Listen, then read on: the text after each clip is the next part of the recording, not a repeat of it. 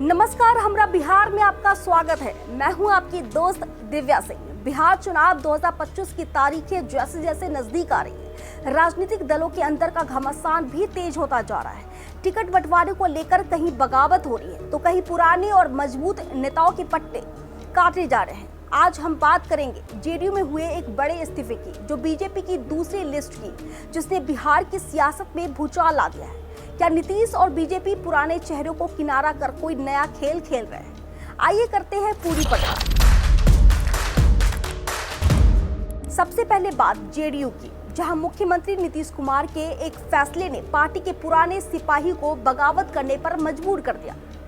जमालपुर विधानसभा seat से 4 बार के विधायक और पूर्व मंत्री रह चुके शैलेश कुमार ने जेडीयू से इस्तीफा दे दिया। शैलेश कुमार इस बात से बेहद नाराज है कि पार्टी ने इस बार उन्हें टिकट नहीं दिया है। उनकी जगह पार्टी ने जेडीयू के जिलाध्यक्ष नचिकेता मंडल पर भरोसा जताया। नचिकेता मंडल समता पार्टी के संस्थापक सदस्य और मुख्यमंत्री नीतीश कुमार के बेहद करीबी रहे स्वर्गीय ब्रह्मानंद मंडल के बेटे हैं। इस फैसले से साफ है कि नीतीश कुमार पुराने संबंधों और नई पीढ़ी पर दांव लगा रहे हैं। अपने इस्तीफे के बाद शैलेश कुमार ने मीडिया के सामने खुलकर अपनी नाराजगी जाहिर की।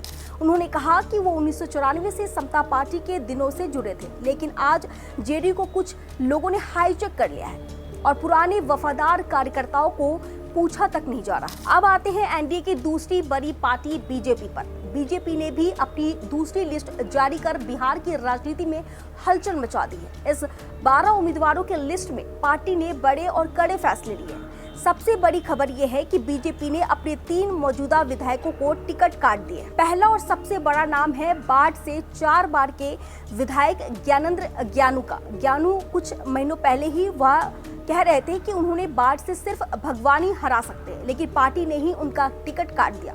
उनकी जगह अब डॉक्टर सियाराम सिंह को उम्मीदवार बनाया गया। दूसरा नाम है छपरा शहर से 2 बार के विधायक CN गुप्ता का। पार्टी ने उनका टिकट काटकर छोटी कुमारी को मैदान में उतारा है। और तीसरा टिकट कटा है गोपालगंज से विधायक कुसुम देवी का, जिनकी जगह अब सुभाष सिंह चुनाव लड़ेंगे। बीजेपी की इस लिस्ट की खास बात यह है कि 12 में से 9 उम्मीदवार बिल्कुल नए हैं। पार्टी ने सिर्फ 2 विधायकों हायाघाट से रामचंद्र प्रसाद और रोसड़ा से वीरेंद्र कुमार को ही दोबारा टिकट दिया है। इस बार बीजेपी 3 ऐसी सीटों पर भी चुनाव लड़ रही है जो पिछले चुनाव में सहयोगियों के पास थी। अलीनगर से मशहूर लोक गायिका मैथिली ठाकुर को टिकट दिया गया है। पिछली बार यह सीट वीआईपी के पास थी। बनियारपुर से केदारनाथ सिंह चुनाव लड़ेंगे। यह सीट भी 2020 में वीआईपी ने लड़ी। और अग्निगांव सीट से महेश पासवान को उम्मीदवार बनाया गया, जो पिछली बार जेडीयू के खाते में थी। इसके अलावा मुजफ्फरपुर से रंजन कुमार, शाहपुर से राकेश ओझा और बक्सर से आनंद मिश्रा जैसे नए चेहरों को भी मौका दिया गया है। पहली लिस्ट में 71 और दूसरी में 12 उम्मीदवारों के साथ बीजेपी ने अब तक अपनी 101 सीटों में से 83 पर उम्मीदवारों का ऐलान कर दिया है।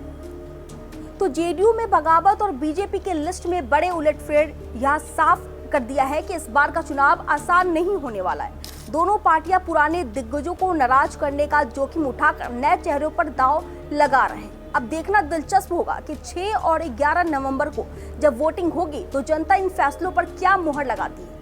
नतीजे 12 नवंबर को आएंगे। आपको क्या लगता है, क्या पुराने नेताओं को किनारा करना एनडीए के लिए फायदेमंद होगा या नुकसानदायक? अपनी राय हमें कमेंट सेक्शन में जरूर बताएं। बिहार चुनाव की हर खबर के लिए जुड़े रहिए हमरा बिहार के साथ। धन्यवाद।